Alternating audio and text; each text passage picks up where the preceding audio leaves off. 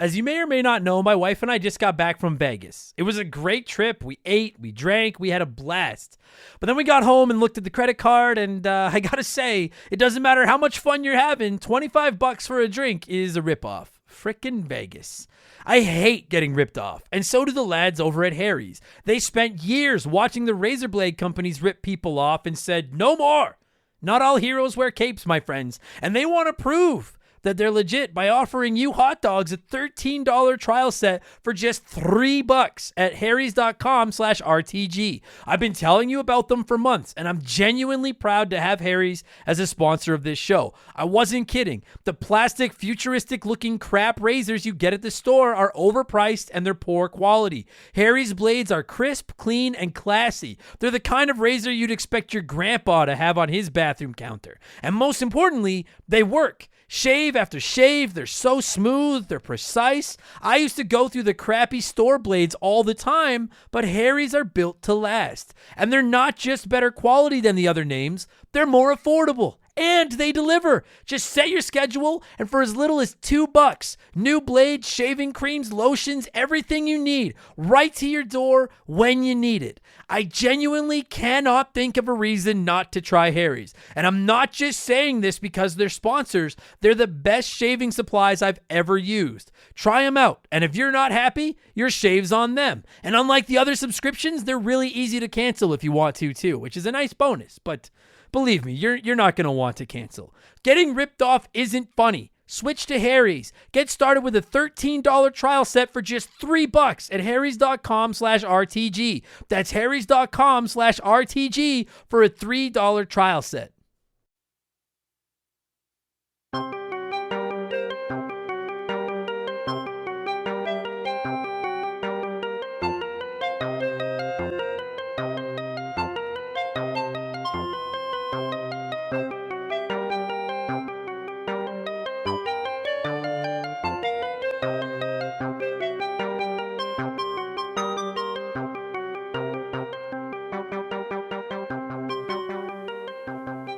What's up, everybody? Welcome back to Remember the Game. It is my retro gaming podcast where every week a buddy of mine and I sit down and we geek out about the games we played back in the day. My name is Adam Blank. Thank you so much for listening to the show. And this week it is episode 168. And it's kind of a freak game. We've been kicking this idea around for like a year or so now. It's along the same lines as Oregon Trail, which we've actually covered. There's an episode about Oregon Trail in the archives if you're interested. This is another one of those computer games that we played in school back in the early 90s.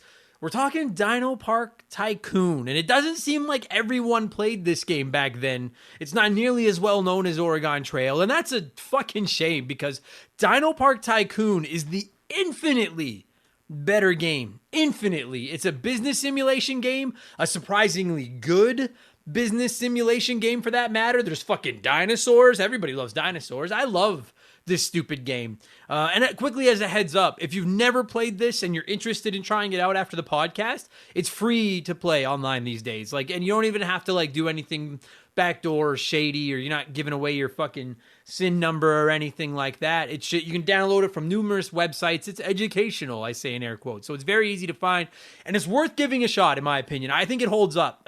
It's not the deepest game in the world, but it's surprisingly not shitty. That's probably the best way I can put it. Former Remember the Game Hall of Famer Mark Tholomew McHugh is my guest on the show this week. This whole episode was actually his idea, and I'm fucking pumped. I really do have just a huge soft spot in my rock hard heart for DinoPark Tycoon. My love of Roller Coaster Tycoon, which we've also covered in the archives, actually comes from playing DinoPark Tycoon as a kid. I remember just sitting through boring classes to try to get to computer class just so that I could try to build a dinosaur theme park, only for it to fail miserably most of the time and put me into bankruptcy proceedings. And we'll get there in just a minute, because speaking of sitting through something brutal only to get a chance to fail miserably, it's time for yet another edition of the Remember the Game infamous intro. Dun, dun, dun, dun, dun, dun, dun. And if you're new to the podcast, welcome aboard. Consider this your warning. Our intros are a little long, but they're not brutal, in my opinion. We talk video games, we make jokes. It's fun. Just give it a chance. Just give it a fucking chance. You're probably at work or something right now. What else are you going to do? actually work, fuck, just give it a chance. We have merchandise, all kinds of cool merchandise, hoodies, t-shirts, coffee mugs, etc. All rocking badass art drawn by my man Joe over at 4545creative.com. You can check out all of our merchandise at rememberthegamepodcast.com if you're interested. It is a great way to support the show and get some kick-ass new threads. And of course, if you don't like clothes, you can always just support us over on the old Patreon box. And listen, sales pitch it for sure, but the early parts of the month, the beginning of the month is the best time to sign up on Patreon because you get charged the day you sign up. Then you don't get hit again until the first of the month. So if you were to sign up today, October 6th, you've got 25 days of just checking out all the perks and everything for $2 before you can decide if you want to get hit for another couple of dollars. Because that's all it costs, $2 US a month. And in exchange for that $2, you get 2 additional podcasts every week. You get exclusive access to my gaming discussion podcast, Expansion Pass, every Thursday, and my gaming news podcast, Game Patch, every Friday, along with instant access to over 100 previous bonus podcasts. On Game Patch, I look at all the biggest news in modern gaming, and I add in my opinions and profanity and stuff like that in there. And then Expansion Pass is a different show every week. We do game rankings, we look at characters, we look at consoles, we do hypothetical discussions, we do comedy-centric episodes, we do game reviews, which is what we're going to be doing this week. But this past week on Expansion Pass, that's where I'm supposed to go first. This past week on Expansion Pass, we actually talked about the games that make you rage. And it was fun. It actually made me rage a few times talking about the stuff that sets me off, because I'm not proud of it, but I'm a lifelong game rager, and apparently many of you are the same based on the comments I got for this week's episode. So as is becoming tradition, here is a sneak peek of the previous episode of Expansion Pass that went up live last Thursday, Games That Make Us Rage.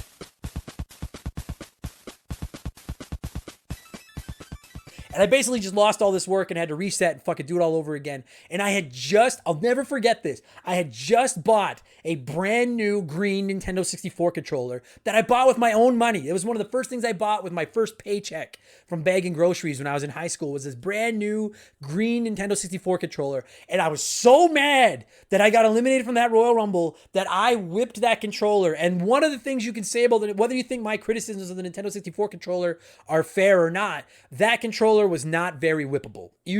That thing was not built like an NES controller. You could build a fucking, I think that's what the third little pig built his house out of, was NES controllers. That thing was a fucking rock. The Nintendo 64 controller, that thing was made of fucking glass, and I whipped it and it shattered. And it was such a sobering experience for me that obviously didn't have long-term effects because I still get angry at video games all the time. Because this brand new controller that I worked 2 weeks making $5 an hour bagging groceries for to buy was fucked in like a day. All because of fucking WWF No More. Oh my God, I was fucking angry. So that was last week's episode, and now for this week, I just finished playing Deathloop on my PS5. I have a fucking ton to say about it, so I'm going to do a review. And just a quick heads up, all of my game reviews on Expansion Pass are spoiler-free. I do usually tack a short spoiler cast on at the end, but I warn you like 8 times before the spoilers start, so you can listen to all of our game reviews without any worries of anything being spoiled. There's over a dozen game reviews in our archives, stuff like Last of Us Part 2, Paper Mario and the Origami King, Ratchet and Clank Rift Apart, Returnal's in there, there's tons of indie games, all kinds of stuff in there. So this week I'll be reviewing Deathloop. So again, $2 a month. Get you instant access to all those episodes, plus 2 new episodes a week, plus access to our Discord, the chance to vote in our Patreon poll, which is running right now, the ability to submit comments to be read on all of our podcasts. You can DM with me, and you get a shout out and get to hear me mispronounce your name like I'm about to do to most of these people. A huge thank you to all of our newest Patreons: Stefan Rovsher, 1.21 Gigawatts, Thomas Cheney, Sam de la Penetoire, I hope I said that right, Chris Larkin, Evan O'Brien, Clinton Smith, The Mustard Tiger, and Chris Cantrell. Thank you all so much. Welcome to Remember the Game Industries. You can find all that at patreon.com/rememberthegame. There's your big plug. That's the only advertisement you're going to have to listen to right now, is just that. Unless I end up putting advertisements into the show later. But right now, that's the only advertisement you have to listen to. All right? It's a good fucking deal. Great deal. And every time you support an independent content creator like me, a puppy is born somewhere. I think that's how it works. So patreon.com/rememberthegame. I have a P.O. box. If you want to send me a postcard or a letter, something little, I'll send you one back. We'll be friends. You can find the address at rememberthegamepodcast.com. And I stream on Twitch pretty well at random times at this point in my life. But if it's completely free, I'm not looking for your subs. Just go to twitch.tv and look for Remember the Game, not Remember the Game. And I pop in there sometimes. You can come by and give me a hard time, and I'll give you a hard time. It'll be fun. All right. That's enough blowing myself. Let's blow in some cartridges. It is our opening segment of the show. I read a few comments and questions from our patrons, usually gaming related, but not always. And we call this segment Blowing in the Cartridge. He blows all right. He blows big time. That's it, honey. Get into the spirit. Let's blow. Our first blower this week is Matthew D'Amico, who wrote in and said, Remember the Game has quickly made my top 2 favorite podcasts currently. I've been going back and listening to old episodes of Expansion Pass and older Remember the Game episodes. I quickly just wanted to share my story. My 3-year-old son was recently diagnosed with autism. My wife and I always had a feeling he was a little different. He doesn't like to play with most of his toys, but what he absolutely does love to do is watch Daddy play video games. He will sit with me for so long just watching me kill zombies or suck at NHL or whatever I'm playing. He will laugh at the tea so hard he almost vomits. My favorite is when he goes over and grabs my controller and hands it to me, letting me know he's ready to cuddle up next to me with his bottle and watch me suck at video games. I cannot wait to share my love of video games with my son when he's older and watch him gaming, almost as if I'm looking back in time to myself as a kid. Thanks for all you do for us, Adam. Happy gaming all. Matthew, that is just... what a fucking pure story that is. I was like, as soon as I read that comment, I was like, oh, geez, it's the tears here. I caught it. That's fucking so pure. Thank you for sharing that. That is fucking excellent. What a fucking nice start to the episode. That's good stuff. Clayton Robertson wrote in and said, Hey man, hope all is well. I was just wondering if you'll ever get around to playing Terraria. The sprites are amazing and there's thousands of items and weapons and a good amount of bosses and secrets. I've played this game on almost every console from iPhone to PC and everything in between. I really want to hear your thoughts on it. If you get around to it, I know you'll love it, especially now that this game is in its final form. The last of the updates dropped on PC, so if you do, please wait until Journey's End update drops on whatever you're playing on. Judge the game based on the final update. It is a masterpiece. A lot of people compare this game to Minecraft, and that's where they're wrong. The only thing they have in common is blocks. Anywho, there's my rambling. Take care and have a great day. So, thanks for writing in, Clayton. I get a lot of comments. Like, honestly, there were 4 or 5 again this week, so if you didn't get read, I apologize. I get a ton of comments every week asking me, are you going to play this? Have you played this? I love getting them. Like, don't stop sending them in. It's just if you're wondering why I don't read them, I just, like, the whole segment could, if I wanted to, most weeks I could fill blowing in the cartridge with just, have you ever played this? Are you planning to play this? Are you going to play this? Terraria, this one stuck out to me because a lot of people have suggested this game to me. If you don't know, I am a recovering Minecraft addict, and I do also love the fucking art style of Terraria with that fucking 2D, kind of pixely looking gameplay. I did play it a little bit on the Vita. I want to say it was a PS Plus game years ago, because I know I didn't buy it. But I did play it a little bit on the Vita, and I liked it. But then shortly after I started it, that was when I kind of swore off those types of games. So, and it's not because the game sucks. Those fucking endless games like a Terraria, like a Minecraft, like an Animal Crossing, I'm like, they just take so much fucking time. And I'm just like, I kind of have sworn them off because I barely have enough time to just play what I need to play for the podcast, which we're going to get to in just a minute. Thank you for writing in, Clayton. Please don't take it as a dig at your game. As of right now, I'm no plans to play it just because I'm terrified of those games. It's like Back 4 Blood and MLB The Show are probably going to be my 2 endless games for the foreseeable future. Because they're just like, people have mentioned Diablo, people have mentioned Destiny, people have mentioned Sea of Thieves, and I appreciate all the offers, but I'm just like, fuck me, man. I barely have enough time to play anything. And those games terrify the fuck out of me. Minecraft, I probably put a year of my life into fucking Minecraft. God, it was so good, though. It was a good fucking year. It was a good year. It was a very good year. Evan, you know what? I only know that song from The Simpsons. And like when I was 17, I drank a very good beer. That's the only reason I know that song. And people are going to lose their shit about that, but whatever. Thanks for writing in, dude. Evan O'Brien wrote in and said, "Hey Adam, how do you feel about being ranked on playthroughs of collectathons / puzzle style games? I recently borrowed Luigi's Mansion 3. At times I found it hard. I'm not a great gamer, but I mustered through and beat the game. I felt great that I beat it until I see that it gave me a C rank. Made me feel bad for not doing better, even though I wasn't gonna 100% it. You know, Evan, I don't know. I mean, sometimes it chaps. You know, it doesn't bother me as much in collectathon games as it does in like Streets of Rage 4, which actually there's a review of an expansion pass. I fucking love that game. But like when you beat a level, it gives you a grade, and a lot of games do that. Sometimes those grades chat me a little bit because I feel like I did really good, and then it's like, D+. And you're like, what? What the fuck? I did good. What the fuck do you have to do to get an A? In this, I've never gotten an A in my fucking life at anything. So sometimes it bothers me, sometimes it doesn't. I'm just at a point where, like, unless it's a game where I'm focused on getting those A ranks or the 3-star ranks or fucking whatever you want to talk about with the rankings, I just ignore them. Just play the game however you want to play it. I do get it though. It fucking literally feels like if you worked really hard on a school project and gave it to your teacher and then got like a D. Like you fucking worked so hard, you beat this game, and then they're like, here's you didn't fail, but you didn't fucking pass. You know, I get it. It fucking sucks, but don't worry about it. Luigi's Mansion 3, and don't feel bad about at times finding Luigi's Mansion 3 hard. There are a couple instances where that game is hard. Couple instances, but that's a good, I love that game, actually. That was a good fucking video game. I don't think this is a good video game. Scott Roseberry wrote it and said, "Did you ever play Michael Jordan's Chaos in the Windy City on the Super Nintendo? Your Michael Jordan and your teammates have been kidnapped, so you have to use different types of basketballs to throw at enemies and find all of them. I have a random soft spot for it." I gotta be honest, Scott, I didn't even know that game fucking existed. It sounds better than Shaq Fu, but it sounds worse than almost everything that isn't Shaq Fu. I just being honest, that doesn't sound very good. Ken Griffey Jr.'s Major League Baseball or Michael Jordan's Chaos in the Windy City? I'll take Ken Griffey Jr. Dan Wagner said, "Adam, I have a problem. I am 200 plus runs into Hades. This is my first roguelike. This is probably the first time I've ever been this addicted to a game. So 2 questions. How do I put down the controller? And what roguelike should I try next? Cheers." Dan, the only way you're going to get us, I think the only way you're going to escape the vortex of Hades is to get hooked on a different roguelike instead. And which one should you try next? I mean, you guys know Slay the Spire, the official game of Remember the Game Industries. I fucking love that game. But that's card combat and a slower paced strategy game. If you're looking for a more action-y based game, I would probably throw a vote out for Dead Cells.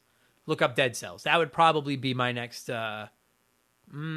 Yeah, I'll go with that. Dead Cells or Rogue Legacy. Look those 2 up. If you like Hades, you'll probably like them.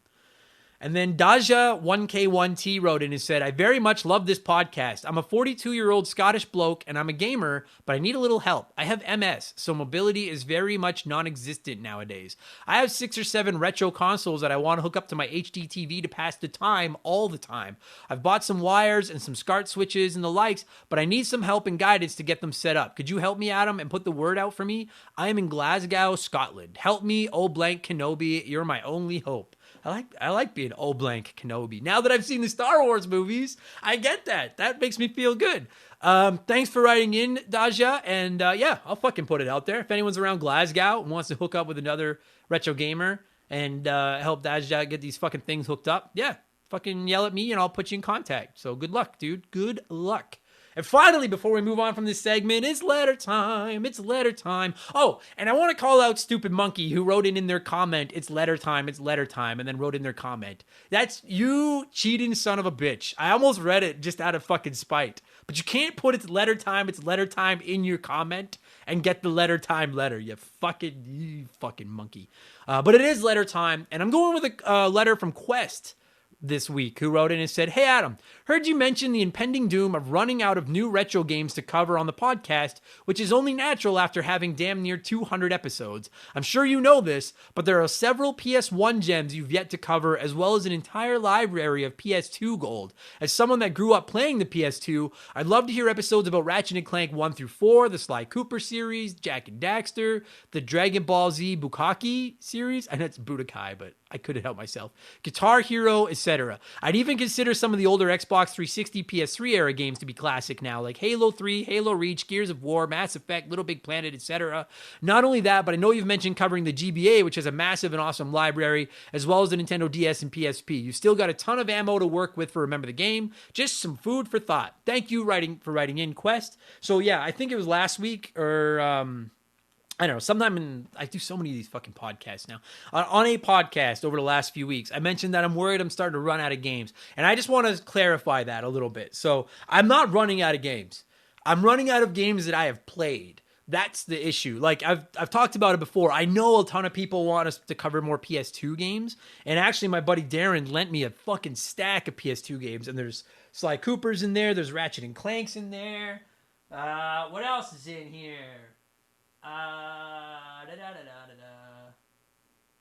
There's some Spyro in there. There's a whole bunch of stuff. I know there's a ton of PS2 games you guys want covered. The PS2 came out when I was in like my bar hopping phase. So I've talked about that before. That's why I just recently played Grand Theft Auto San Andreas for the first time. I played Bully for the first time when they won our Patreon polls. I got out of gaming in that era and kind of just started going to the bar and getting drunk instead. So there's a whole bunch of games I need to cover on there. There's still a ton of NES games. I know we haven't covered the Castlevanias.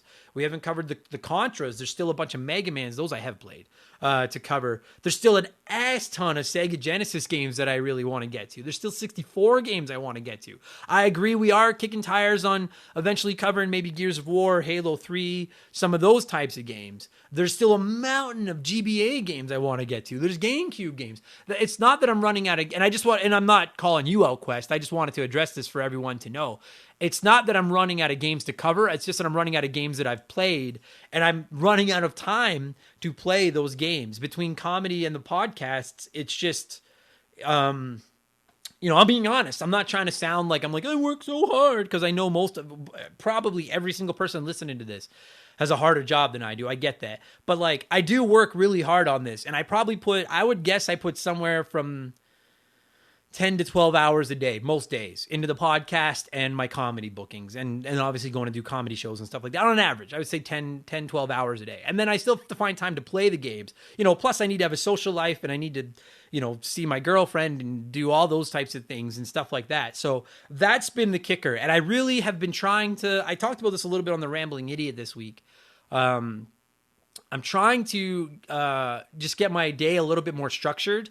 And part of that structure is I really am trying to churn out a couple hours a day to just dedicate toward playing games, which is awesome. That's the dream of being a video game podcaster for a living was I was like, I make a living just playing video games. And the one thing I don't have time to do is play the video games. And that's why I know you guys want stuff like Suikoden covered and Final Fantasy Tactics covered. There's KOTOR 2.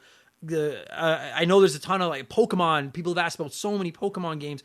It's just a really long fucking video games. That's the problem. So I just want everyone to know I'm not running out of games to cover. I hear all the games you guys bring up, and I want to get to them. It's just a matter of finding time to play all of them. That's all it is. So rest assured, I'm doing my best. I'm trying to figure out how to remedy it. The thing about it is I feel guilty when I sit down to play the video games. That's the part of it I feel guilty about. Because I'm like, well, I should be working on the website for this, or I should be working on new promotional material for this, or I should be sending more emails out to try to book comedy shows.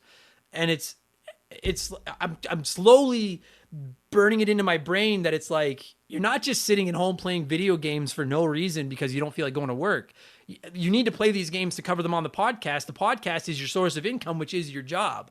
And I know it sounds stupid to call it a job, but it is become a job. And it's no different than a professional musician, playing their guitar all day and then being like, I didn't do anything but smoke pot, play guitar all day. It's like, yeah, but you make a living with your guitar, right? Or a fucking, I don't know. I can't think of an artist painting all day and then being like, I fucking painted all day and I should have done some work. That is your work. This has become my work. And it's just something that I need to drill into my head a little more, is to dude, you're not a bum if you're sitting around playing video games. You're literally getting ready for this podcast. So I know the list of games you guys want covered. I promise I have intentions of trying to get to most of them over the next couple of years. It's just a time thing. That's all it is. But I just wanted to clarify my stance a little bit when I say I'm worried about running out of games. I just got to fucking play some video games. That's all. All right. Thank you to everyone that wrote in this week. We got a ton of comments, and you guys know every week I really do stress out about not being able to read all of them. But keep writing in. If you didn't get read this week and there's something you really wanted read, write it in again. And it doesn't mean that I won't read it down the road. It doesn't bother me if I see the same comments over and over. That's fine, okay? But thank you very much. We're going to move on. Let's get to our Smash Hits segment, the unofficial official game show. The unofficial official game of Remember the Game Industries is Slay the Spire. The unofficial official game show of Remember the Game Industries. Play one, remake one, erase one.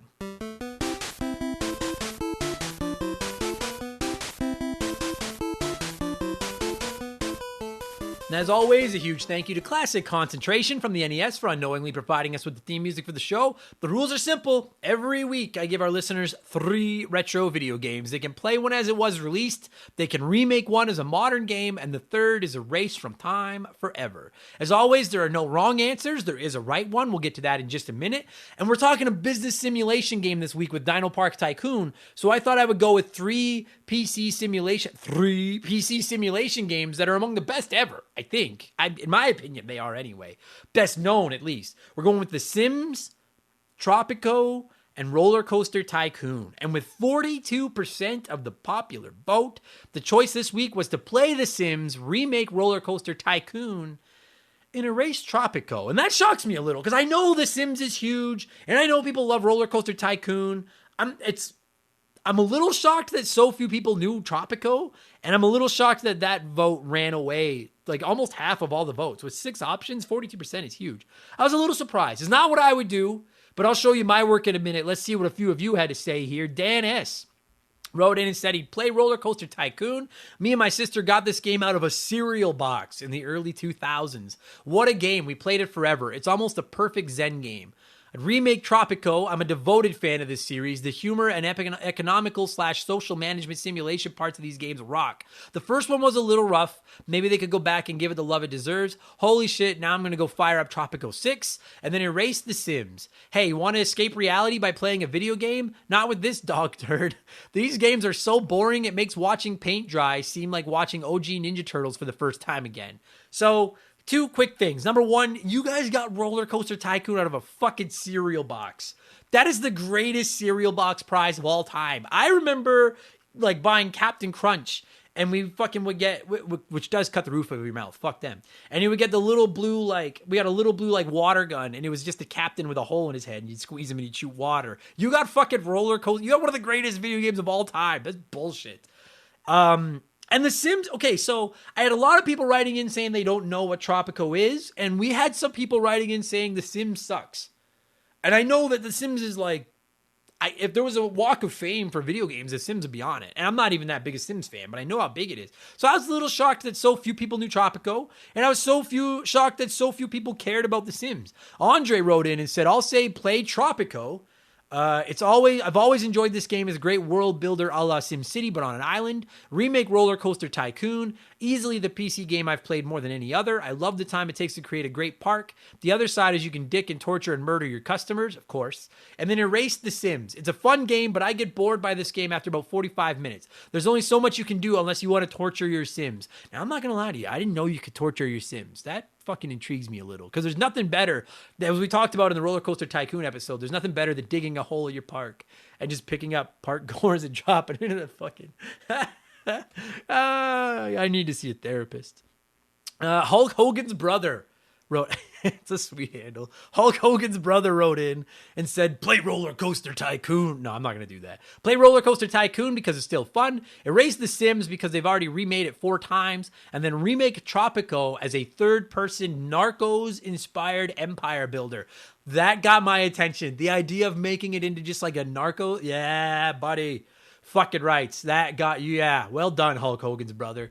Thomas Cheney said play Roller Coaster Tycoon since its gameplay is just as charming and addictive now as it was when it was released. Remake The Sims.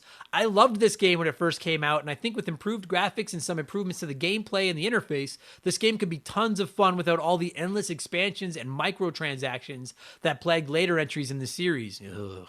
And then erase Tropico, since I've tried multiple times to get into this series and eventually gave up after a few hours due to lack of interest. It's got 6 entries, so it's obviously got something going for it, but it's the one I missed the least. Now, I'm all right with that. At least you've played it. I can't believe how many people never even heard of Tropico. And, dude, shout out, like, there's sound logic to remaking The Sims and literally just getting rid of the microtransactions. Fucking sound logic.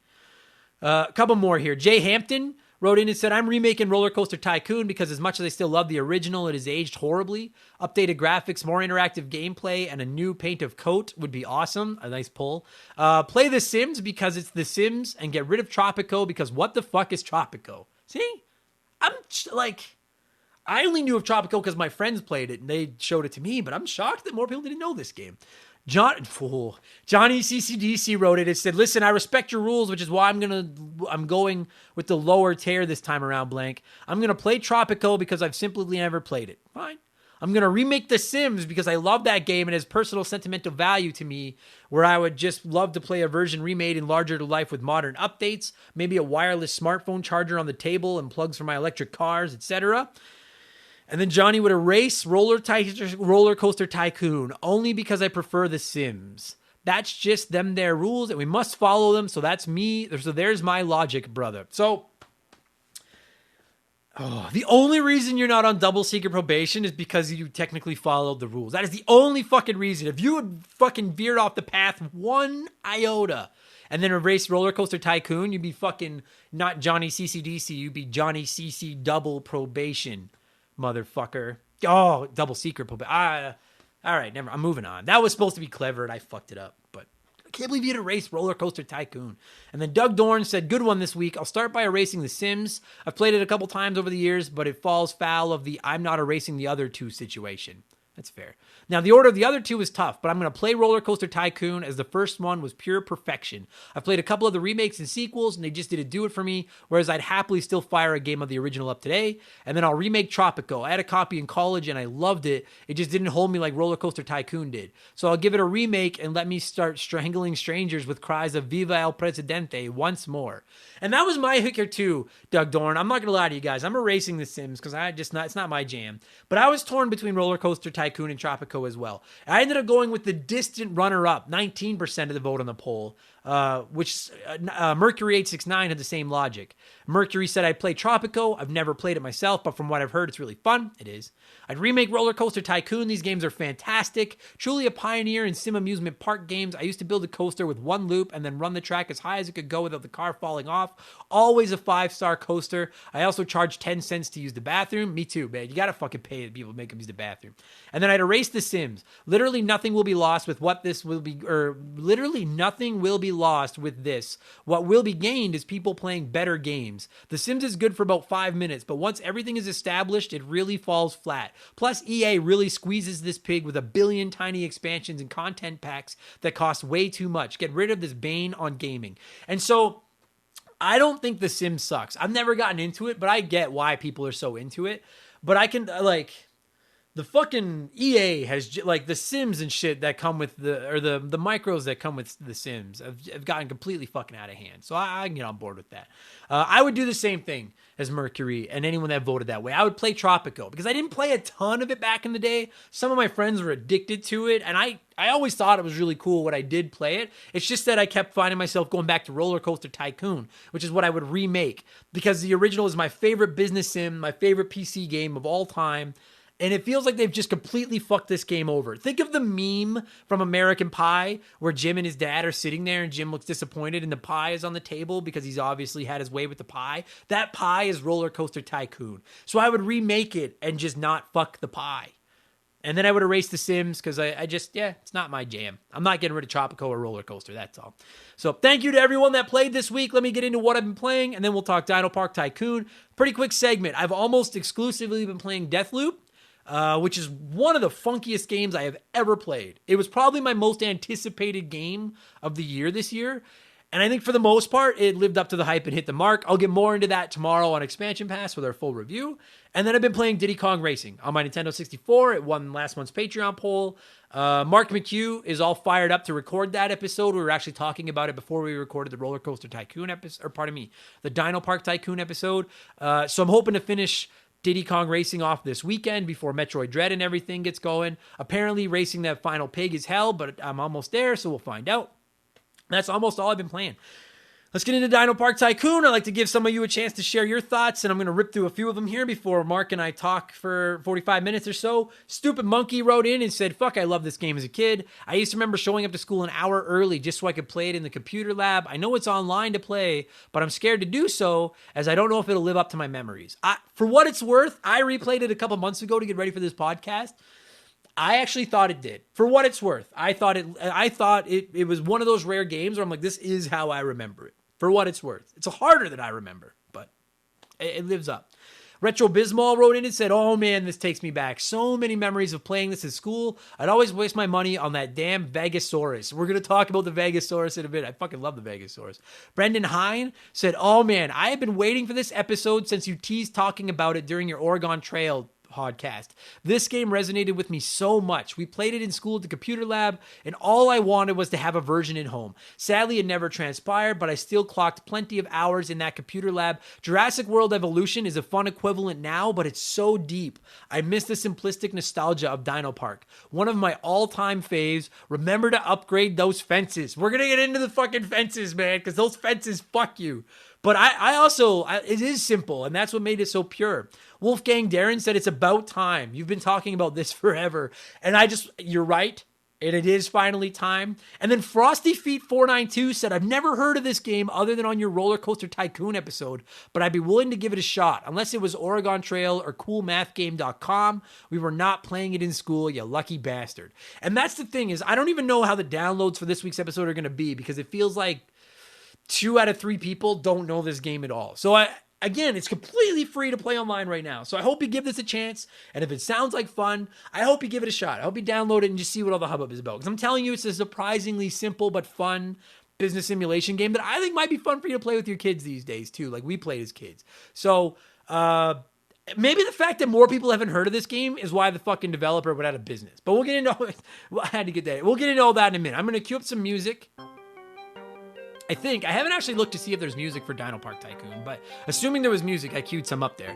Otherwise, I'll have queued up something. And when it stops, Mark McHugh and I are going to talk about DinoPark Tycoon, which was originally sold to school children, or at least schools to be played by children, back in 1993. Enjoy the episode, everybody. Let's go.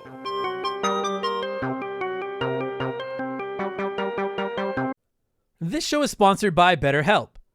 Everyone that listens to this podcast knows about our illustrious CEO, my dog Molly. But the other silent partner behind the scenes is my wife. And let me tell you, my friends, a 17-year relationship with another person that has to talk to and live with you is a lot harder to maintain than one with a dog. We've had our ups and downs, and as you all know, a relationship isn't all sunshine and rainbows. They can be a lot of work.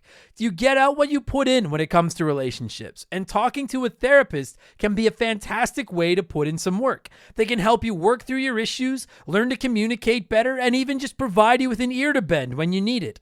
I've talked to my therapist about my relationships, especially when it came to my stand-up comedy career and how much I was away from home, and they helped me work on ways to keep my relationship strong even when I was out on the road.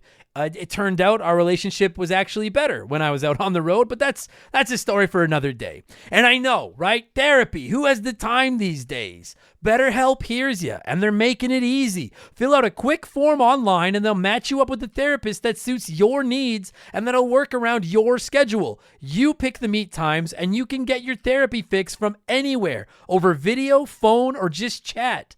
Become your own soulmate, whether you're looking for one or not. Visit BetterHelp.com/rememberthegame today to get 10% off your first month. That's BetterHelp, HELP.com/rememberthegame.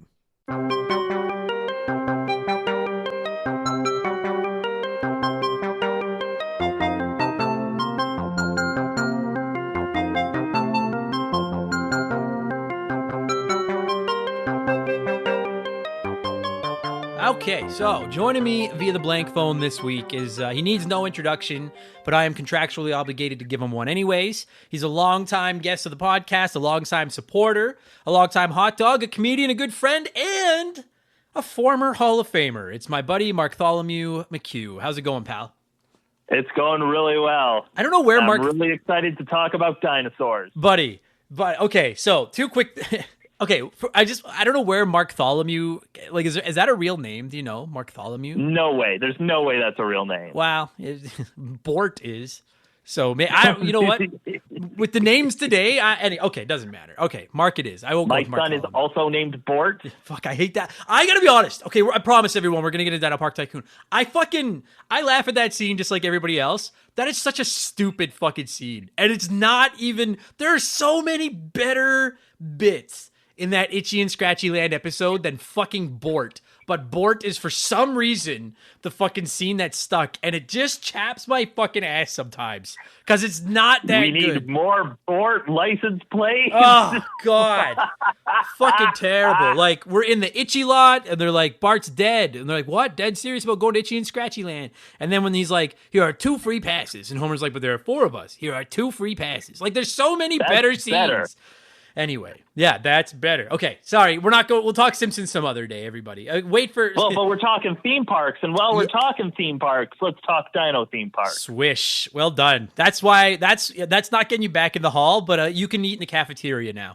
You can eat in the cafeteria of the Hall of Fame again. Perfect. That's all I need. That's all you need, yeah. There's no comps either, full price, fuck you. But we're talking DinoPark Tycoon. And listen, everybody, if you've never heard of this game... I understand. Mark and I, dude, you probably suggested this game probably around the time we did Oregon Trail, which was over a year ago now. Yeah. And you brought this one up, and I was like, yeah, because I adore this video game. But then I posted on social media, and I was like, yo, did anyone play this growing up? And it was like a 60-40 of people saying they didn't. So, it was an educational game that was pretty popular in schools in Canada. Yeah, well, okay, so yeah, I looked that up, and like apparently it's played in the States too. But like, yeah, most of the people that have told me they played it in Canada. So for the record, everybody, like, it's a really, really, this isn't a shitty game. Like, this is a really good game. You're gonna hear all about it, and if at the end of this episode you're like, fuck, that sounds dope, I'd like to try that. If you go to classicreload.com, it's completely free. You can just download it and play it. This is one of those games where it's like, it breaks my heart that they never made another one, because think of how cool this game could be if they were still making DinoPark Tycoon games. Yeah. Oh, agreed. So like, if you guys, we'll explain the if you don't know what this game is, it is a game that we had to play in school.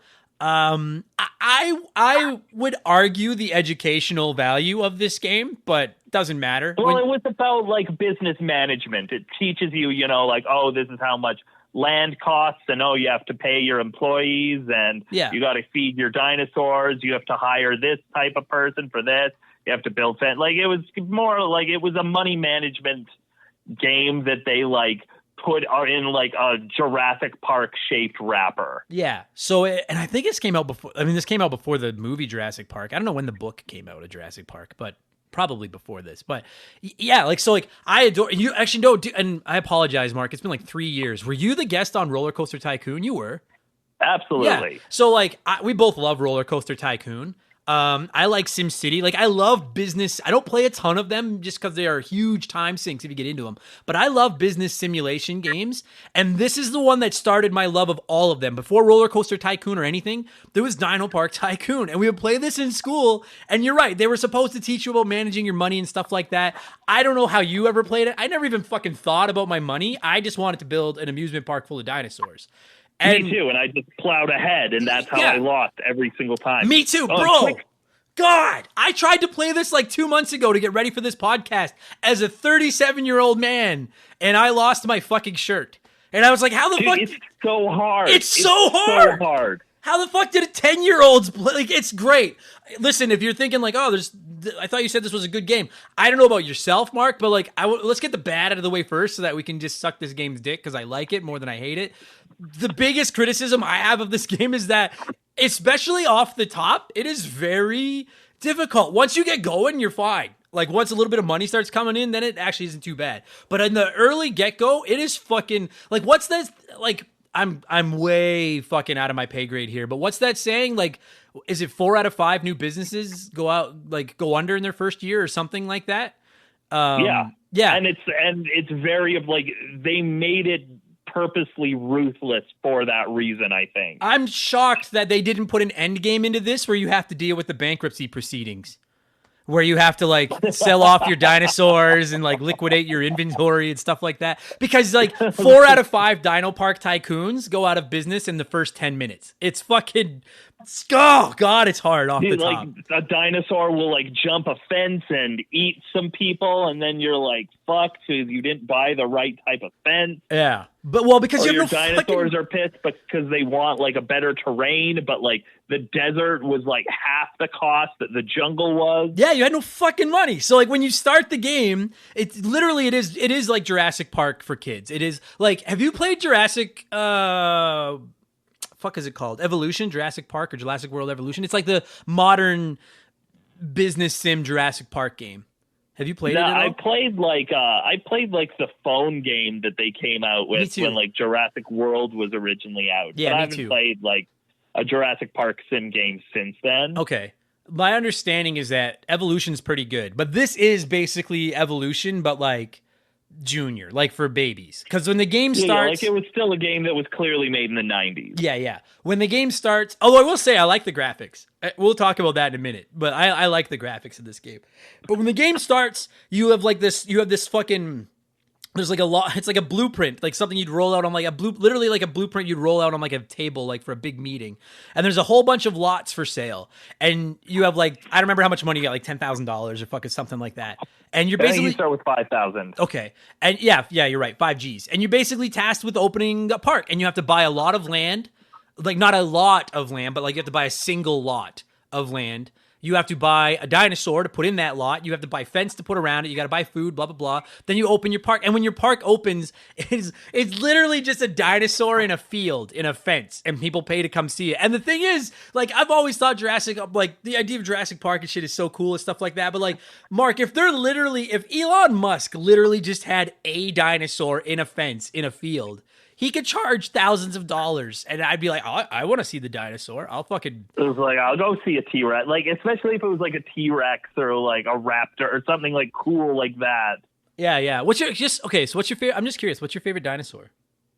Ooh, that's a tough one. I mean, I guess like T-Rex is the classic one to go with. But they're such assholes. They are. Really interesting the way they hunted, and like, it's interesting how little we actually know, because if you like watch Jurassic Park, that's not really what T-Rexes were like. They now think that they were more like methodical hunters, and that they would work in packs and like slowly corner things instead. Like raptors? Yeah. You imagine like T-Rexes hunting like a raptor? Raptors are not the size that they were in Jurassic Park at all. Like, they're the size of chickens. Well, did you know you can train raptors? I saw that Jurassic World. You can train them to be like dogs. No, dude, people that like dinosaurs are losing their fucking minds right now. Losing their... I was just curious. Like, I'm a Triceratops guy. I love the Triceratops. I think he's cool. Oh, dude, the Triceratops is pretty sweet. Yeah, fucking like all those horns, his big head and shit like that. But anyway. I also do like the pterodactyl because it flew. Oh, yeah, for sure. And you know what I liked most about the Triceratops is that it was Billy the Blue Ranger on Power Rangers. That was his dinosaur. I didn't want to say it. That was the one I liked the most. Yeah, I didn't want to say it because people are going to make fun of me, because he's my favorite Ranger. So I was like, that's a big part of the reason the Triceratops is my favorite dinosaur is because of Billy the Ranger. Yeah, exactly. The Donatello with the Power Rangers. Make fun of you. Fuck you. Billy was the best Ranger. Yeah, suck it. That'll do it for this week's episode of Remember the... No. So you start out, you get like this lot of land, you have a few grand, and then like basically you have to buy a dinosaur, buy a lot of land, and you open your park.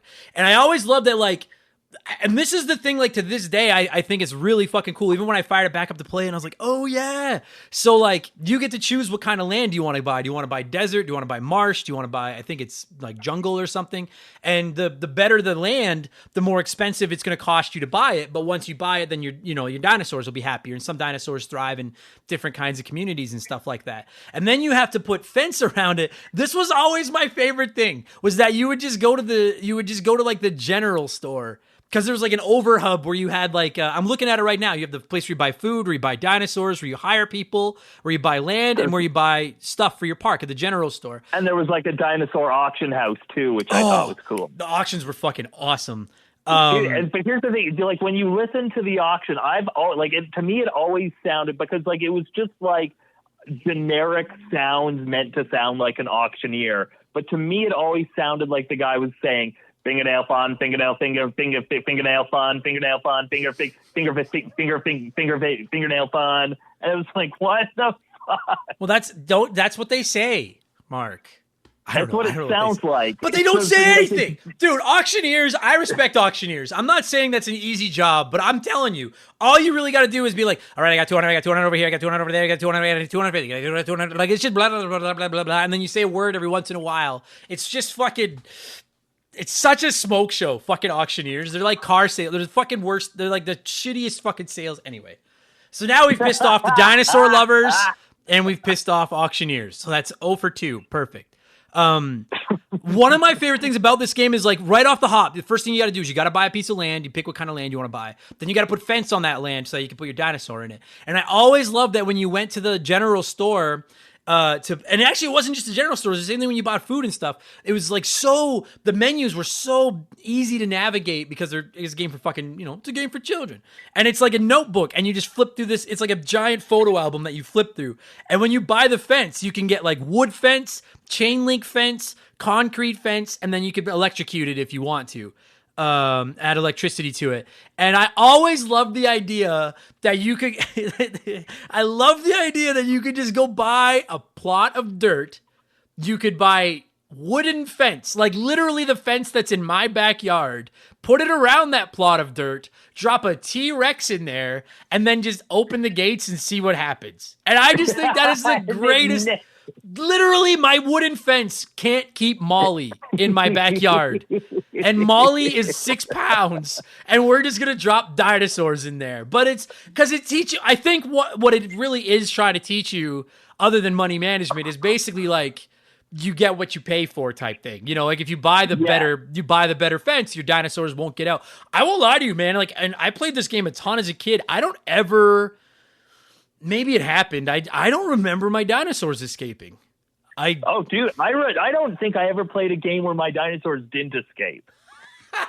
And then you get sued, and then you lose so much more money by going with the cheap fence. It basically teaches you to like not cheap out. You know what I mean? They're like, it's certain things you can cheap out on. Don't cheap out on this. If you're gonna get a pet dinosaur, fucking take care of it. So you buy the lot of land, you put fence around it, then you have to go buy a dinosaur. And Mark, I wouldn't consider myself like a huge dinosaur buff, but even I just always thought they were, what kid didn't think dinosaurs were cool? You know what I mean? Like we all thought dinosaurs were neat when we were little. Yeah, especially in the 90s when we had like Jurassic Park and like Land Before Time and all of these dinosaur movies coming out. And Dinosaurs the show.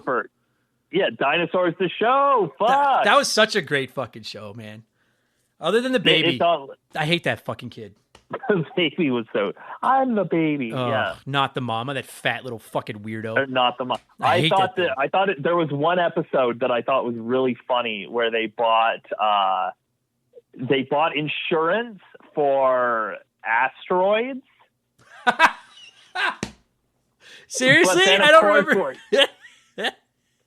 I'm trying to remember my science to this. They bought asteroid insurance, and then of course they get hit by an asteroid, but it's like no. As soon as it enters Earth's orbit, it becomes not an asteroid. It becomes something else.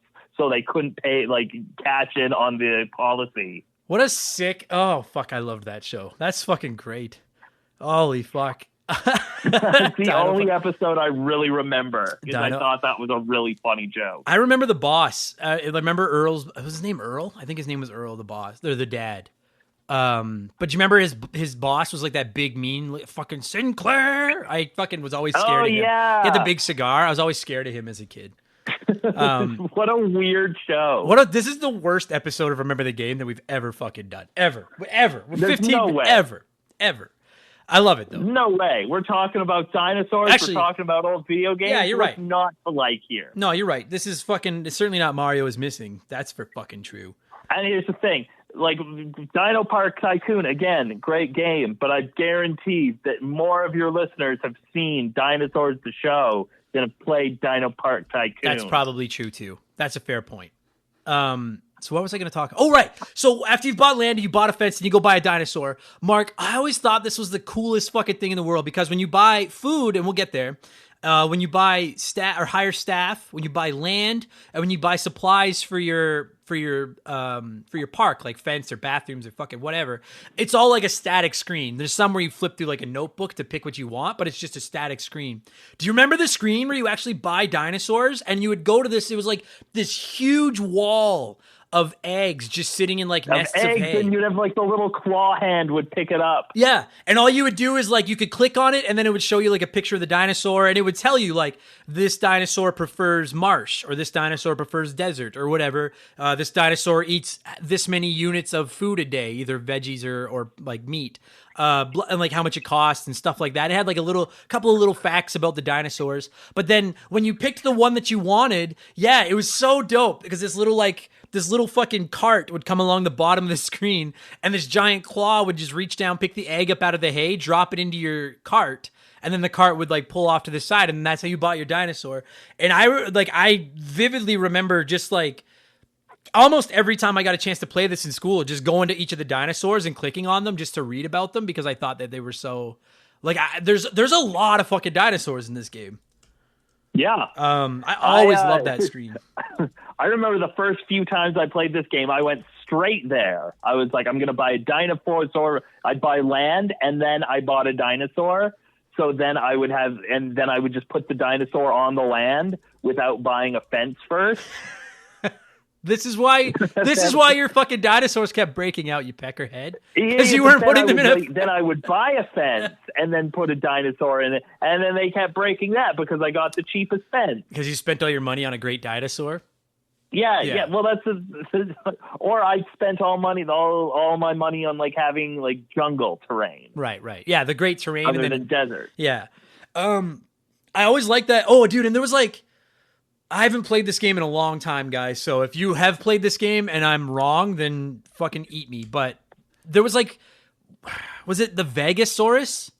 There was like a made-up dinosaur that wore like a fucking... Yeah, that had like sunglasses. Yeah. I'm looking it up right now. I was trying to find it, but I couldn't remember what it was called. Was it possible to... Yeah, the Vegasaurus. Oh my God. And he like looked like he was like he had like sunglasses and like a mic. He looked like a stand-up comedian, like a fucking sequin suit and like a... Yeah, oh my God.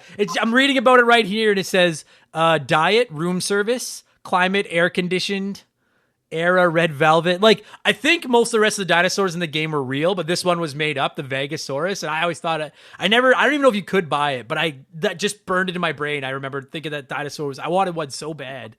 And yeah, anyway. I love that that's also the plot of Jurassic World, was that they just made up a new dinosaur. Oh yeah, that's right. Yeah. You know what? It probably would have ended less badly if they'd made up a dinosaur that was a stand-up comedian. They made up a Vegasaurus. Yeah, exactly. So like it was so cool that like you could, if you were a dinosaur fan, it was just cool to like look at the dinosaur place and you could like pick all the dinosaurs and that kind of stuff. So then you've got a lot of land, you've got fence around it, you've dropped the dinosaur in it, then you had to go buy food. And I won't lie to you, even replaying it to get ready for this podcast, buying the food was always the most tedious part of the game to me.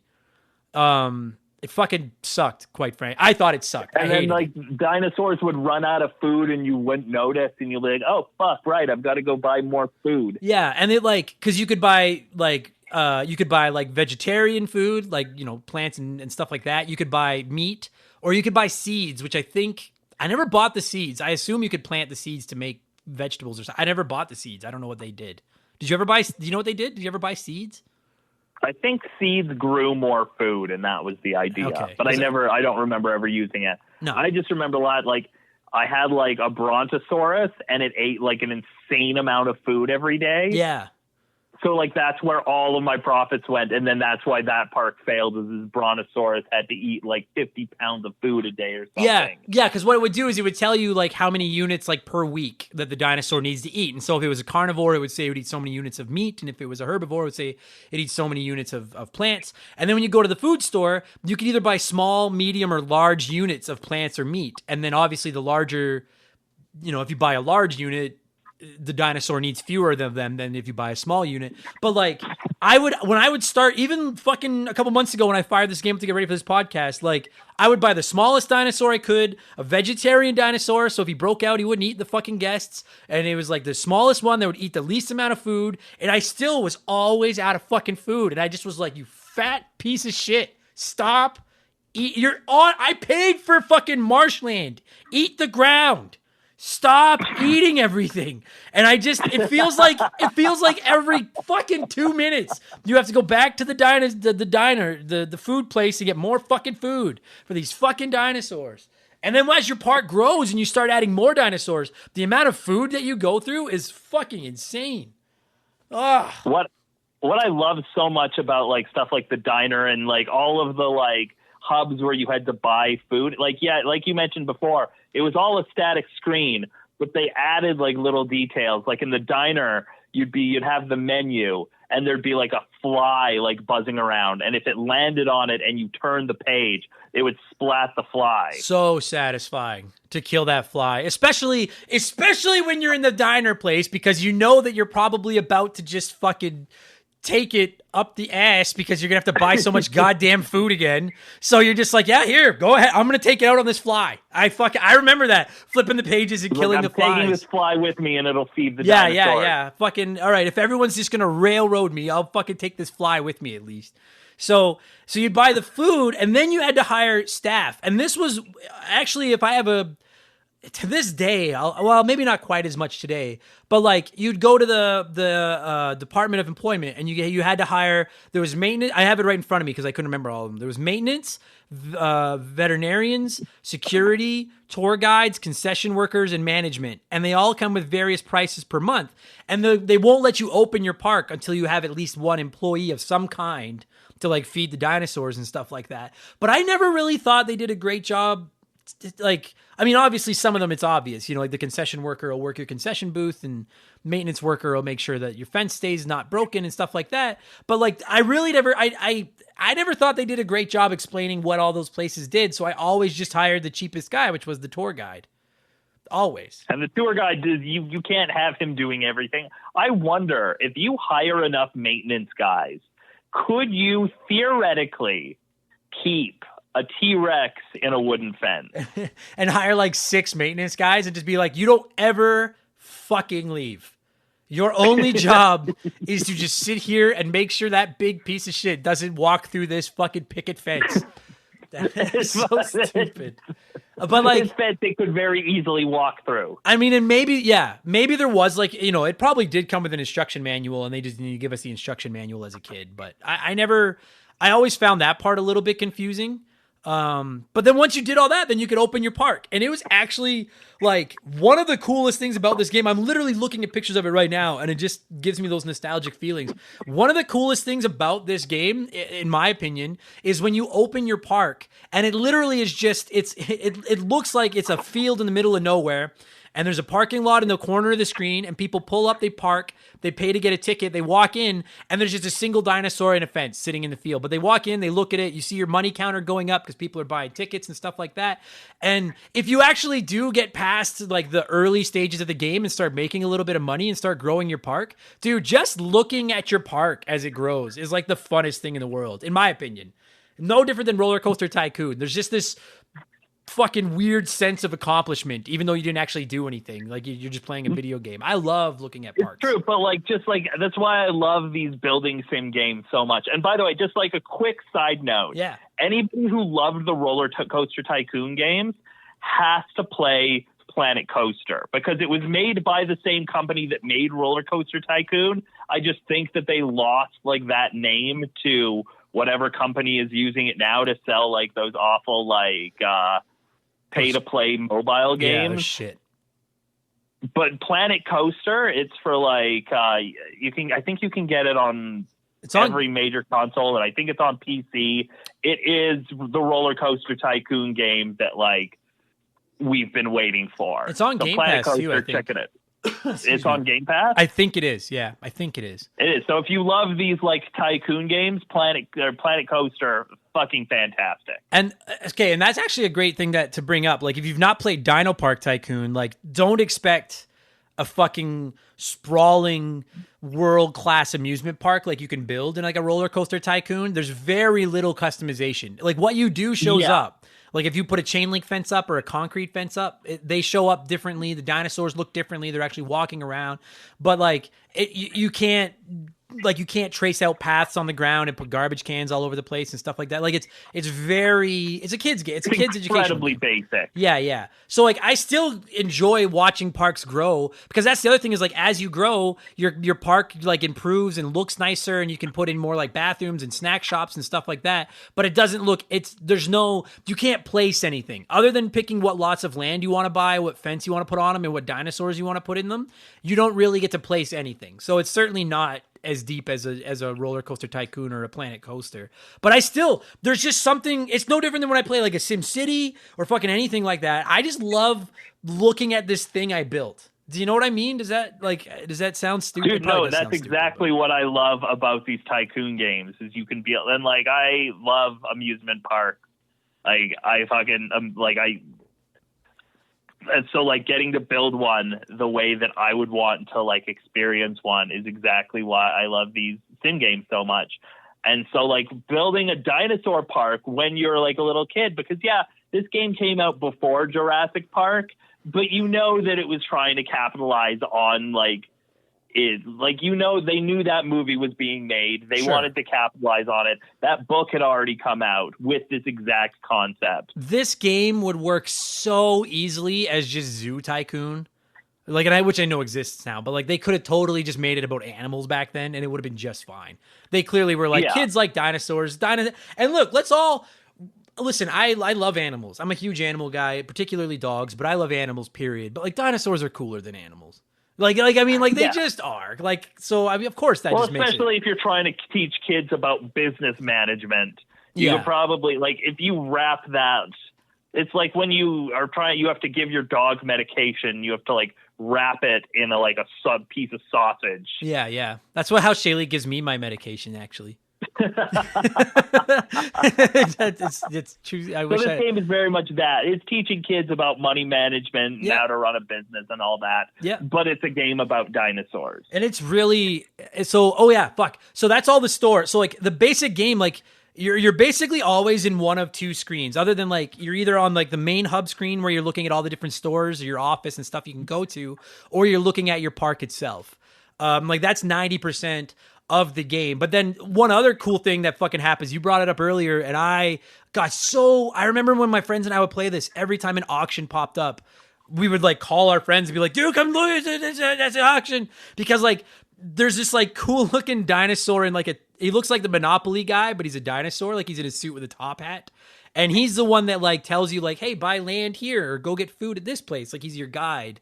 And sometimes an auction would pop up and there'd be a sign on that main screen that would say auction today. And then you would click on it and then it would take you to the auctioneer screen with the guy that's trying to flick the fingernails. And it would just be a row of these like weird looking generic fucking backs of head characters with an auctioneer there. Just like really badly animated people. Oh yeah, horribly. I love it though. I love it. And then he'd be like selling off dinosaurs, and then you could place your bids, and sometimes you could get like a really cool dinosaur on the cheap. One of the cool things, and this game, I will say, dude, like in addition to stuff like killing the fly, in addition to the idea that you go to the general store and flip through a fucking like Sears wish book to buy supplies for your dinosaur park, there's little things they do that just add a little bit of charm and fun to the game. And I love that when you're at the auction, I totally forgot about this, but now I'm looking at the pictures, I remember it. When you go to the auctioneer, it's like he's standing in like a horse stable almost, but instead of regular stable doors, it's like jail cells. Because the dinosaurs, you see, like the velociraptors trying to like break the lock. Yeah, and the one claw is like reaching out trying to pick his lock. I think that's fun. Those little things, like shit like that. That there was no need to put that in this game. No, you know what I mean? Like it wouldn't change the game at all. But it's just such a cool little thing that just makes it more entertaining to a stupid kid like me or you. No, completely. I fucking love that. It's, oh god, that fucking dinosaur trying to pick the lock. It was like a huge event. We'd all get so fucking excited whenever the auction would come up. And then being the stupid kids we are, we'd spend like every penny we had to win the dinosaur we wanted at the auction and then not be able to afford to put him anywhere. Yeah, and be like, you didn't buy a new plot of land. Yeah, like no preparation whatsoever. Fencing. Yeah. You're just like, congratulations, you have a dinosaur, and then you have to like just like, all right, I guess it lives in this empty field now. Yeah, I hope it doesn't eat anybody. And I hope it doesn't eat anybody. Yeah. I can't afford to buy a fence for it right now. No. Hey, security guy that I fucking hired that does nothing. Go watch that dinosaur. Make sure he doesn't fucking make any trouble.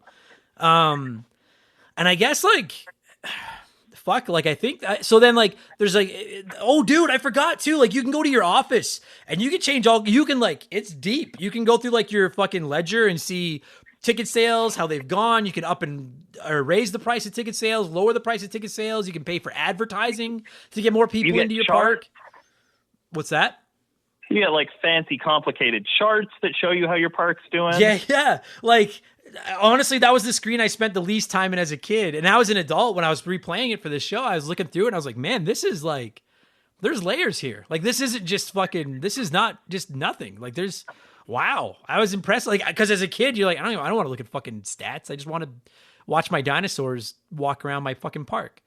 But it's surprisingly deep. Like, there's a lot here. And then the calendar goes by. You can see the date as the calendars are going by. And at the end of every month, you got to pay all your staff. And you're always running out of fucking money. Always running out of fucking money. There's never a point where money is not. I've never gotten to a point in this game where money wasn't an issue. That makes me feel better because, like, I think there's indisputable evidence that you're a more intelligent person than I am. Like, indisputable. And it's like, and if you are fucking broke all the time, then that makes me feel better that, like, Little Adam's DinoPark that never fucking lasted wasn't so bad because, well, Mark's fucking smarter than me and he couldn't make it work either.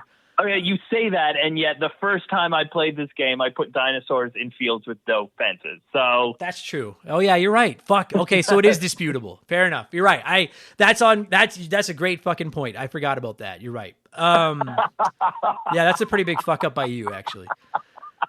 Fuck, man. Mark's shitty park. Just come see Mark's field. We're hoping a dinosaur walks through. He might. I don't know. Fuck, maybe. We had one. I don't know where he went. You might die. You might not. Who knows? Yeah. Feel lucky? Come to Mark's Dinosaur Park. But of course, if people died, then their family would sue you, and then that was more expensive than the fucking electric fence. Yes, agreed. That's where we need the end game, where you have to like deal with the lawsuits and stuff. That would be the least fun part. That would be dude. Why isn't that a game for kids today? Like, because I don't know if kids still play games in school today. Like when we were kids, obviously we played Oregon Trail because we talked about that. We played DinoPark Tycoon. We played, it was like Cross Country Canada or something. It was like a trucking game. Dude, I remember Cross Country Canada. Oh my god. We played that. We played like Number Munchers and things like that. Number Munchers, Treasure Math Storm. Yep. I wonder if the kids today, like, what do they play? Because, like, they should be playing something about surviving a lawsuit. Like, what a divorce will call, like, alimony, the game, or something like that. Like, teach them about what life is going to be like someday. I just imagine that they're still playing the same games we played, and then they didn't update anything. Yeah, still on the same old computers and everything. That'd be fucking hilarious. The same old like green and black Apple computers we played in elementary school. There's still kids taking the bottom off the mouse and taking that little rubber ball out, and then the teachers are freaking out because the mouse ball is fucking gone. Ah, fuck. Those were the days. Simpler times, Mark. Simpler fucking times. I'm trying to think. I meant to look up, like, do you know, I'm a little bit shocked this game didn't really get released on more things. I'm pretty sure it was a Panasonic 3DO game. And, like, I'm really disappointed. Like, they could have done so much more with this concept because, as we mentioned earlier like, this is a fun game. It's surprisingly deep, but it's still pretty lacking in, like, basic function. Yeah. And I would have loved to see how this series would have grown, how another DinoPark Tycoon game would have grown, because we've gotten games like this since then. Like we've gotten like the Jurassic Park games that like do go deeper, but like a DinoPark Tycoon that was like on par with like a Zoo Tycoon or a Roller Coaster Tycoon that like was still like being made consistently. That would be so cool. Like I'm looking at it right now and like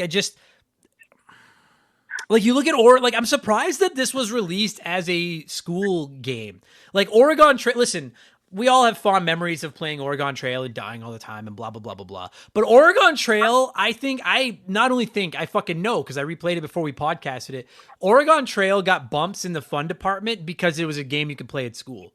You know what I mean? It was like, this is like, if I was at home and this was like an NES game and I had this cartridge at home, I'm not fucking playing Oregon Trail before I play, Super Mario Brothers ever. Yeah. It was just something Oregon to do. Trail was fun because you played it at school and like it was either this or go back to learning fucking math. Yeah. Whereas like this game, and I can say this having played it not too long ago, I'm like, dude, if I had owned this game as a kid, like on my Nintendo, I would have played this all the time. All the time. Yeah, me too. Like, I'm shocked that this was only ever released. Like, the publisher is MECC, MECC.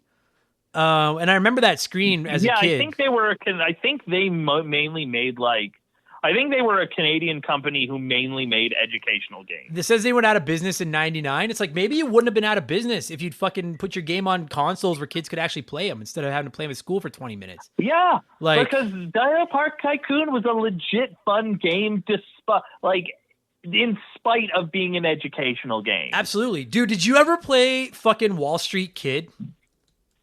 Do you know that game at all? That sounds hilarious. It's an NES game where you literally like buy and sell stocks. And it's like, it's fucking, I actually don't hate it, but it's so fucking stupid. And it's like, I'm like, dude, DinoPark Tycoon was so much more fun for them than this.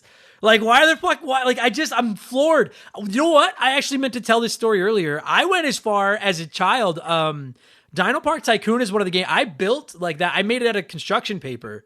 And like my brother and I would play it, and he would I would be the computer. So he would like buy his dinosaurs and buy his fence and stuff like that. And I made all this like fucking paper money. I just cut out like rectangles and wrote numbers on it. And I would always just throw money into his hand. Like, oh, like 4 people came to your park, 6 people came to your park. And we would play it like at home because I loved the idea of DinoPark Tycoon so much. And I'm floored that you made up the home version of the game. I sure did. I wanted it so bad at home, and I just never. I'm looking right now, and yeah, it got released on the 3DO.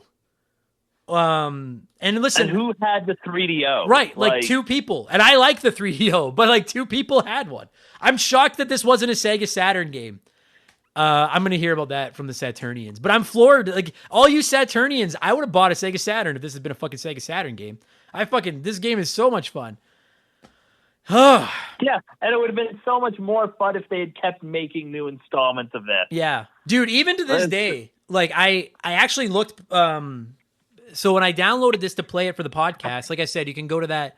I don't remember the name of the website I told you guys. I don't have it open on my computer anymore. It was like Game Archives of that's some what sort. It was. Yeah. And you can download it if you want to play it. It's fucking right there. It's very easy to find. But I was thinking, like, dude, I would love this as like I would honestly pay $10 to have this exact game, no changes on like my iPhone or my iPad or something. Or like my Switch. Oh God, yes. Like fucking do something with it. I'm shocked. I guess who even knows who owns it now if the company's gone under? That maybe that's why it's available to download off these websites now. Is because like nobody's losing money if you bootleg it. Yeah, the people that own it can't afford to sue you.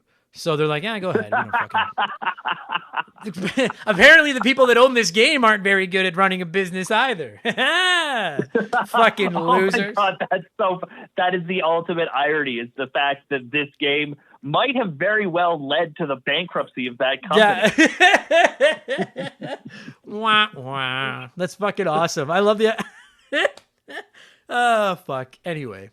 I honestly am curious to see how the downloads even are with this episode, because I don't know how many people know this game, but like no joke, you and I have been kicking this idea around for what, a year now? Probably since Oregon Trail. Like, so it's been a year plus. Yeah. I'm so excited. Like, I love this game, and like my admiration for Roller Coaster Tycoon came from playing DinoPark Tycoon as a little kid.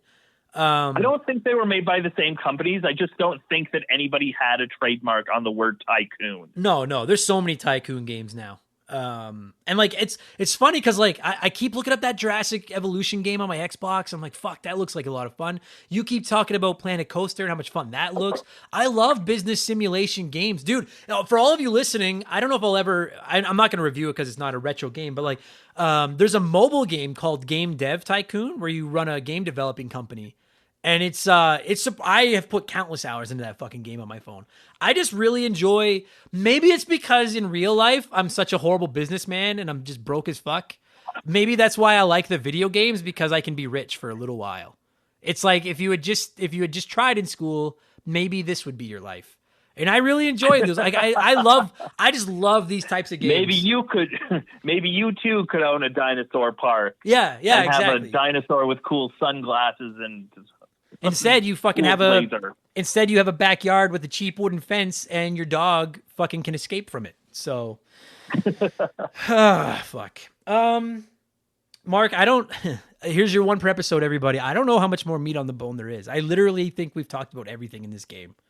I think that we've covered the whole game front to back. Yeah. I really sincerely do implore you guys. It's a free download. Just give it, if you're curious, just download and just try it out. After 20 minutes, you'll probably be broke, pissed off, and you'll quit. You probably will be. But and it's worth doing it once. It's worth giving it one go. I keep it on my computer. I don't know how often I'll play it, but I keep it on my computer just because this game has sentimental value to me. I have a soft spot in my heart for DinoPark Tycoon. Okay. Oh, God, me too. How the fuck are we going to score this thing? Nah. All right, well, it came out on...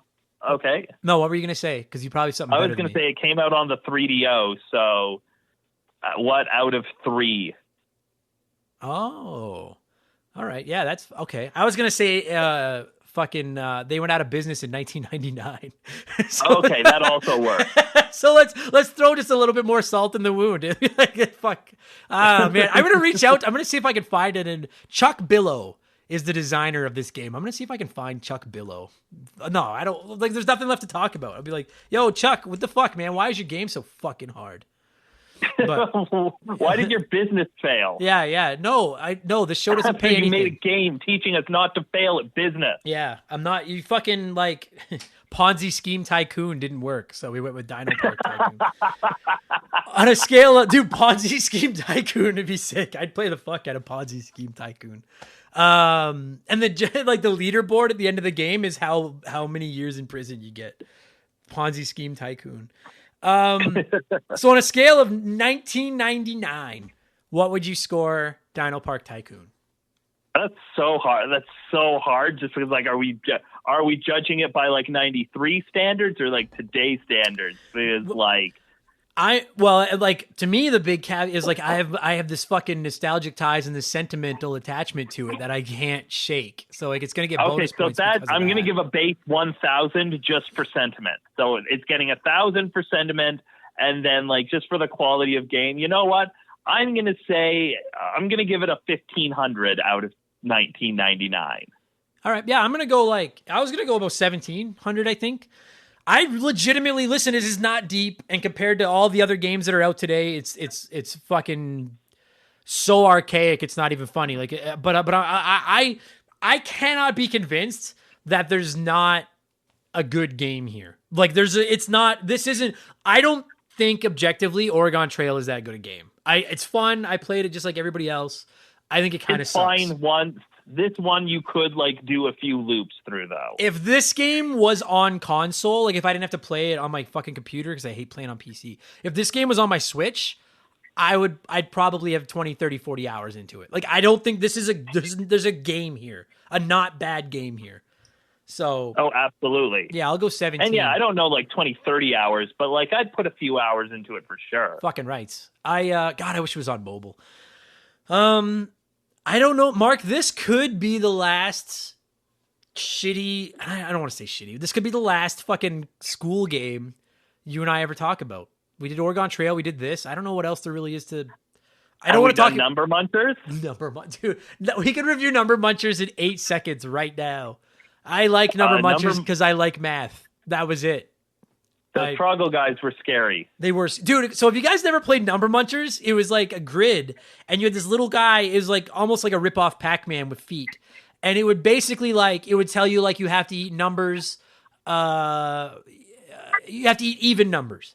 And so then you had to go around this grid and eat up all the even numbers. Don't eat any of the odd numbers and dodge bad guys while you do it. Or now you can only eat numbers that are multiples of 5. Yeah. And you have to dodge all these bad guys that are trying to eat you at the same time. It was neat. It was a fool, dude. Because math's my favorite subject. I love math. To this day, I know a lot of people listening to this show think that I might be kind of dumb, and I know I come across as kind of dumb on multiple occasions per episode. But I'm a math guy. I can fucking 5 times 9, 45. I know that that's just the Simpsons thing, but I love math. So I always love number munchers just because I really enjoy math. If it had been word munchers, I probably wouldn't have liked it as much. But I guess I wasn't that good at math because my fucking DinoPark always went out of business. So maybe I wasn't. There's Treasure Math Storm. Did you ever play Treasure Math Storm? I don't think so.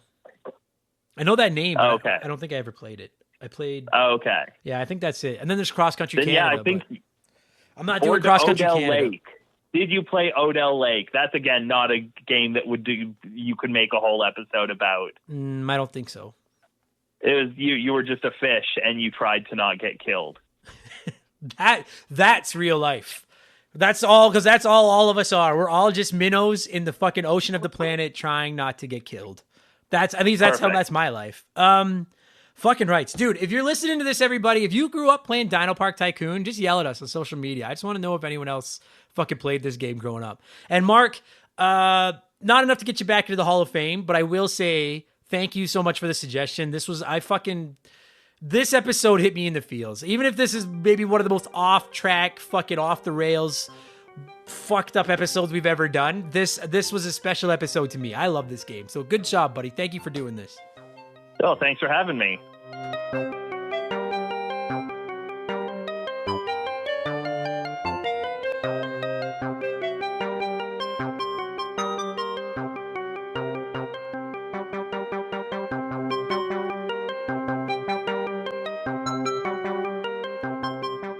And that's going to do it for this week's episode. Mark, thank you so much for not only giving me a call to talk DinoPark Tycoon, but thank you for the suggestion. This was a fucking great suggestion by you. Not enough to get you back in the Hall of Fame, but like I said, you can eat in our cafeteria now. And to every single one of you that listened to this episode, whether this was your first, whether this was 168th episode you've listened to, whether you grew up playing DinoPark Tycoon, or you were just bored at work and listened to this anyways, even though you didn't know what the game was, thank you so much for giving us a chance. And again, I just got to stress, if you haven't played it, look for it online. It's a cheap, it's a free, easy download. It's not big. It's safe, and it's a surprisingly not shit game. If anything, it's worth a couple hours just to see what we talked about today. My opinion. I like this stupid game. So thank you all so much. If you're enjoying what we're doing, consider maybe throwing me a couple bucks on Patreon. I'm not asking for your bank or your bank account, unless your bank account is only $2. Then I guess I am asking for your bank account. But it's $2. And in exchange for that $2, you get an extra podcast every Thursday, an extra podcast every Friday, instant access to over 100 bonus podcasts. You can DM with me. You can send in comments to be read on the show. Vote in our Patreon poll, which is running right now, and a whole bunch more. Patreon.com/rememberthegame. We are growing like a fucking weed, and it's 100% thanks to your generosity and support. So thank you all so much for backing us up. Patreon.com/rememberthegame. And I got nothing else to plug. I think that's going to do it this week. So thank you all so much. I'll be back tomorrow on Expansion Pass for my spoiler-free review of Deathloop for the PS5. I'll be back on Friday with Game Patch, where we talk about all the biggest news in the world of games over the last 7 days.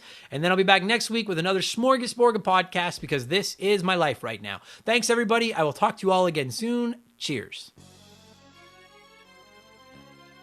Remember the Game is brought to you by our Patreons. I could not produce all the content I churn out every week without your generosity and support. So I would like to thank everyone that has supported us at patreon.com/rememberthegame. So a huge thank you to Dave, Makeshift Money, Todd, Joe Buck, Ben Drinkin, Sharonic, Andre, Stupid Monkey, Tyler, Michael Mathis, Fake McHugh, Joshua Shenfield, Jeffrey Mathis, Shaylee Keys and his Stupid Arrow Handle, Christopher Sumner, James Clark, King Bahamut, Sean Razine, Dave McGee, DNA Gaming, Joe Gillespie, Nathan Warzica, Ashley Cronenbitter, Ben Bullia, Slick Rick, Doug Dorn, Chris Fleury, Charlie Madero, Scott V, Rex Sheldon, Andrew Wright, Gary C, Divalk, Luca Rezkignik, Luca, Kate Roberts. This is going to be a long fucking shout out. They Call Me Badger, Joe Mack, Desert Tortoise, Jordan Du Howe, Kevin Hufford, Jason Cortez, The Good Enough Gamer, Fraser Burns, Brian McKay, Alex Martinez, April Sane, Nick Sills, Vlad Steen, Kyle Paul, Mark 209, Lil Bunny Fufu 89, Matt Brown, Ben Busha, Angry Ticks, Aaron Cuphall, Dan T, Dave Thompson, No One Cares, Mackenzie Wheeler, Brandon O'Brien, Chris Campbell, Chuck Schlarp, Wyman Brooks, Scott Brooks, Leon K, Adam O'Sharello, Dario Omen, Stitch, Aaron Lawson, Miklos Blackshaw, The T-Word, Michael Haig, Mr. Nick, Matt McLean, Brian Ransom, Miles from BringBackRetro.com, White Burrow, Chris Knife 007, Nathan Tremblay, Mark Jones, A-Town, Andre SJ Flash, Brian Medeiros, Tom Kite, Danny Vega, David Ray, Geek Life Radio, Morgan, Ryan Yeager, John Quack, Zane Donovan, Adam J, S2S, Jer Bear, Arpad Botos, Ryan Kinchin, Tommy Reynolds, Defunct, Mike Maloney, Christopher Russell, Ryan Bayshore, X Water, Vincent L, Very Cool Dude, Jay Clutch, Starl Probin, Tim Riel, The Giraffe, Jared, PB McFadden, G9PSX, Tim L, Dominic S. Thompson, Martin Greenwood, David Schnatterer, Wolverine Films, Peebs, Silver Grunion, Mr. Satan, Raging Demon, Poops Loomis, 8-Bit Bovie, Pat Duddy, MPG in Buffalo, James Anderson, Amy Gillen, Dana Witcherall, That One Kid Nick, Potato Bob Guy, Mad Shibs, Mercury 869, Derek Jane, Rodrigo Tomazzi, Kelly, Pie Messiah, The Honest Pokemon Trainer, Bracken Newcomb, Zoo Troy, M. Felf, A Novel Console, Kayfabe 5150, Example Text, AJ Jones, JB Retromania, Ferdy Martinez, Troy Kazuniuk, Brandon Hine, Boognish, Wolfgang Darren, Ninja Lunchbox 79, Mr. Meeseeks 0406, Derpamus Prime, Seriously Ron P, Sam Wright, Retro Bismol, Andy Hudson, John Byrne 86, Paul Buller, Joshua Davis, Stephen Fukasawa, Thor the Hammer, Kinslayer, Rogue Agent, Jafar, McJr., McMegaman 2OG, Good A, Goth C, Dane, Aaron Baker, Lord Finish, K-Jam, Electronics Emotions Program, Chris Copland, Spencer C. Weiss, Mandingo 2021, Cody Poland, JMC, Logan Hale, Doogie, Matt McLean, Pizza Power, Super Nintendo Dudes, Nathan Freak, Mike Burks, Trevor Seven Oaks, Ryan McCowan, Kerry Waka Waka, Fob, Paul Zoe, Wolf Magic 21. There's still 200 of these. Johnny CCDC, Joel LeBlanc, Raul Aguiar, I Worked at Subway, David Phillips, Corey Street, Gary Heather, Carmichael Nicholas, Squints, John DeShazo, Tense Sparkster, Omega 88, Swedish Fish, Nathaniel Shelley, Explode Processing, Tim Chombo, Chowdy Loudy, Joseph Gonzalez, Dan Wagner, Daniel McKee, Candido, K Cuz, Guest House Productions, Bones02, S2 Von 5000, Titan 420, Jose E. Marco, Seth Mayfield, Tom Calvert, Chris Freeman, Scarlett, Zonko 504, Lee Sparks, Sharp J, Oprah's Iron Fist, Tom Maya, Adam Farrer, Russell Aldridge, Chris Dory, Classic Crusade, Big G, Astral Soul, Shannon Willis, Scott Roseberry, Karth from KOTOR, Sean Radford, Chance McCoy, Josh Valentini, Hammond Egger, Ronnie Sachs, PK, Jeff Bergeron, Ian Watts, Dale Baker, Joe Kirby, Captain N, Owen the Game Furchuck, Super Dave, Plucky Beast, Matthew Day,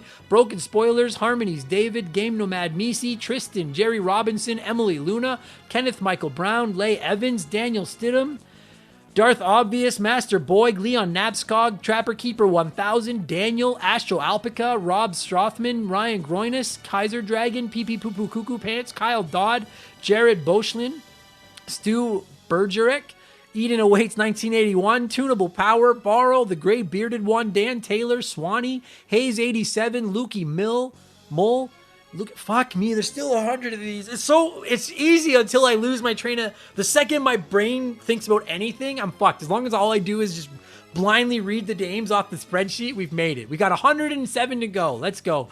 It's like the Poke Rap. Danny Proudfoot, John Woodruff, Angel Cortez, Dusty Salad, Chris Meisner, Randy Barrage, Neo Nevis, Andy Spilling, Brian Spreitzer, Michael Clark, Chalupa Cabra, Thomas Simmons, Sean Byron, Rocker Dude, Saskatchewan River Pirate, What Great Gaming, Mikey NL83, I Am the Mutt, Juga, Sony Kid Magazine, Brian Sherborne, Joseph Ciampetti, Just a Fish, Adam Stank, Bagalazino, Noob Q, Beth, Rob Kinsley, Benny MB, Vomit the Soul, Strife 89, Thermopolis, a fucking email just popped up on my computer and that distracted me. Thermopolis, Paul Rutkowski, Liam, Micah Veal, Chris Daniels, Gareth Dunn, Matt Denzalo, Spicy Mortician, King Kazaro 64, Davey Boy, Michael Bayshore, Eric Chevenius, Holmes, Ryan Gibbons, Dan S., Adam Goldstein, Vigo the Butch, Austin Urisetti, Nemo Sandoval, Matthew Centrone, Hostile Badger, Zach Shepard, Stefan, Ballsack Teabagger,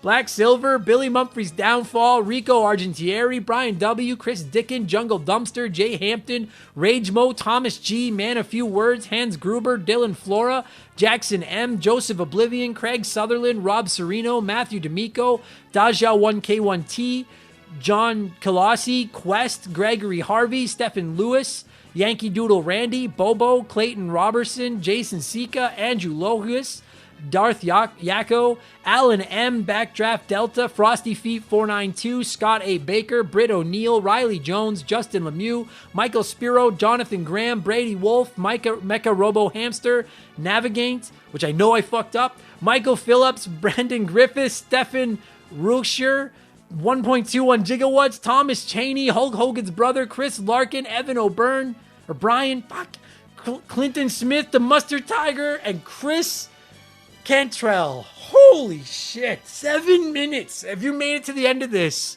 you're a beast. Thank you all so much for the support. I really appreciate it. And if you signed up in October and didn't get in that shout out, I only record it once a month. So I'll record it again at the beginning of November. But thank you. Thank you all so much. You guys are the best.